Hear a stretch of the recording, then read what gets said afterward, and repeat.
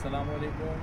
हम जो है अब सऊदी अरब के एक जॉर्डन और नील नदी मिस्र के बॉर्डर पे गार शोएब जो शोएब अलैहिस्सलाम की बस्ती बसाई हुई बस्ती पे आए हुए हैं और आगे हम आपको पूरा नज़ारा दिखाएंगे। ये जो हम आए हुए हैं सऊदी अरब जॉर्डन और मिस्र नील नदी के करीब।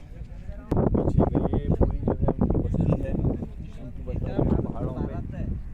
ये पूरी उनकी बस्ती है बसाई हुई और वो आगे जाने से पूरा जॉर्डन के बॉर्डर से पूरी पहाड़ी